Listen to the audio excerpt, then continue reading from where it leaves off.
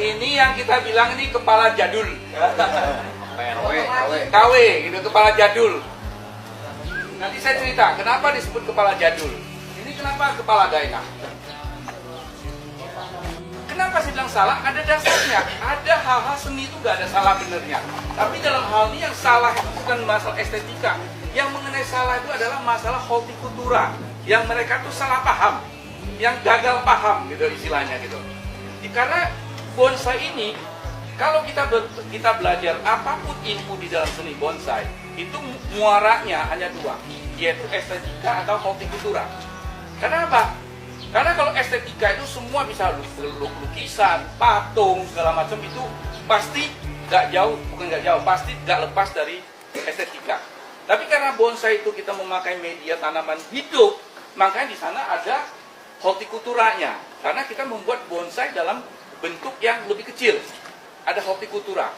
Hortikultura itu adalah hukum alam yang tidak bisa dibantah, gitu loh. Jadi ada hal-hal yang kita boleh bebas, tapi ada hal-hal yang kita harus berpatokan kepada alam. Kalau kita melawan alam dengan yang mengatakan kita bebas, makanya akhirnya bonsai kita akan kelihatan tidak alami. Karena kita melanggar atau bertentangan dengan hukum alam itu, gitu loh. Jadi alam itu, semua alam itu sudah paling sempurna. Jadi banyak orang mengatakan yang penting kita ikutin alam bebas. Ya bebas yang mana? Gitu loh. Ilmu alam mana yang mereka udah pelajari, gitu loh. Jadi kalau kita mau argumentasi, kita harus kuasai dulu konsepnya.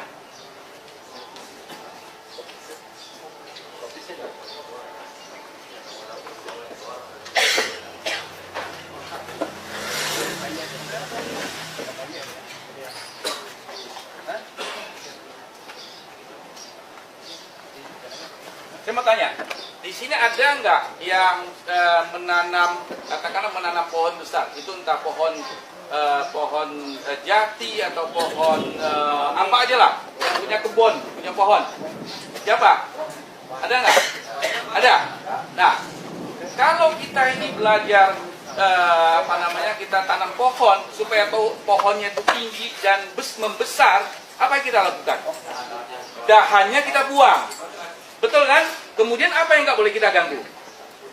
Ujungnya nggak boleh kita ganggu. Ya kan? Nah, ini apa ini? Ini kalau dalam ilmu botani, ini namanya apical meristem. Ya, apical meristem. Ini adalah pucuk, ya. Pucuk ini apical meristem bisa ada di pucuk pohon, bisa di pucuk cabang, bisa juga di ujung akar. Ini apical meristem. Jadi kalau apical meristemnya tidak kita ganggu, apa yang terjadi? Dia akan terus memanjang. Ini garisnya akan dominan terus, betul kan? Dia akan membesar, dia akan terus dominan. Dia tidak ada cabang yang keluar untuk menggantikan dominasi. Dia tidak pecah, betul kan? Dia akan membesar. Nah, kemudian apa yang terjadi kalau kita potong? Keluar samping, betul kan? Kemudian pohonnya akan pecah, membuka lebar, betul kan? Ini adalah ilmu botani, bukan karangan saya, gitu loh. Nah, ini bedanya apa? Kenapa kita perlu belajar ini? Karena di dalam botani, ini yang namanya pohon yang apical dominant, jadi yang bentuknya lurus, ini garis lurus, terus meruncing, ngepen kita istilahnya. Pohon yang lurus ngepen, terus kiri kanan, kemudian membentuk segitiga. Ini hanya terjadi dalam pohon apa? Pinus. Pohon cemara. Kalau pohon tropis, ada nggak pohon tropis tua yang bentuk itu? Nggak ada. Betul kan? Yuk lihat di alam. Pohon jambu, pohon nangka, lihat segala macam pohon. Namanya pohon tropis itu tidak ada pucuk yang terjadi atau dibentuk oleh garis batang tunggal. Kemudian segitiga gak ada. Nah, jadi kalau pohon beringin dibuat gini, jadul nggak? Jadul, salah nggak? Salah gitu loh. Jadi salahnya itu bukan ngomongan saya.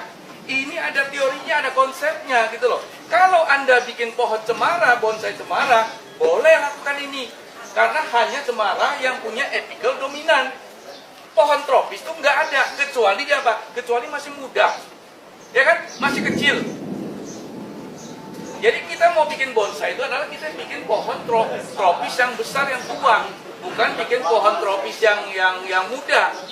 Jadi yang bicara itu ada dasarnya gitu loh. Nah, ya, jadi jangan sekali-sekali membuat bonsai yang pakai garis satu garis lurus terus bikin segitiga. Nah, kenapa ini terjadi di Taiwan, di mana-mana termasuk kita yang kita niru? Kenapa begitu? Karena kita semua itu belajar bonsai itu dari Jepang. Jepang itu tidak punya pohon tropis. Bonsai dari Jepang itu hanya ada pohon cemara. Dia nggak punya bonsai tropis. Jadi apa yang dia pakai, yang dia ajarkan itu adalah konsep pohon cemara, bukan pohon tropis. Makanya dia ajarkan kalau kita cabang, dia harus cabang begini, terus kiri kanan, betul kan? Kemudian ditekuk-tekuk. Ini tidak ada di dalam pohon tropis. Ini adanya di pohon cemara. Makanya kemudian kita belajar di Jepang, kemudian kita anggap itu semua Jepang itu betul. Dia nggak salah, yang salah itu kita salah niru. Jepang itu nggak salah, yang salah itu kita salah niru. Karena dia itu konsepnya konsep pohon cemara, kita terapkan di dalam pohon tropis. Makanya pohon kita ini banyak pohon pohon tropis yang bentuknya kayak cemara. Betul kan? Nah, jadi sekarang pertanyaan, sekarang pohon cemara boleh nggak kita bikin kayak pohon tropis? Boleh. Kenapa? Kenapa? Bukan soal seni. Kalau soal seni kembali lagi suka-suka gitu loh. Dengan kita alasan seni kemudian kita merasa bebas. Ada kita kalau berbicara konsep itu harus ada alasan yang bisa dipertanggungjawabkan. Karena apa? Enggak, karena gini. Saya kan bilang, kalau pohon tropis jangan sekali-sekali membuat dengan konsep pohon cemara. Oke? Tapi kalau kita pohon cemara, kita boleh pakai konsep pohon tropis. Karena apa? Tadi Bapak ini udah tahu kan, kalau pohon cemara, kalau pohon tropis atau pohon apa saja, atau termasuk pohon cemara, semua pohon, dia kalau ini diganggu, tadi kan saya tanya, kalau ini diganggu, apa yang terjadi? Dia akan pecah, akan buka. Jadi di dalam pohon cemara juga sama. Kalau pohon cemara yang kita lihat di pohon di atas gunung bukit tinggi di Cina, di Huangshan atau di mana, atau di Spanyol, itu pohon cemaranya tidak segitiga, dia pecah kayak pohon tropis. Karena apa?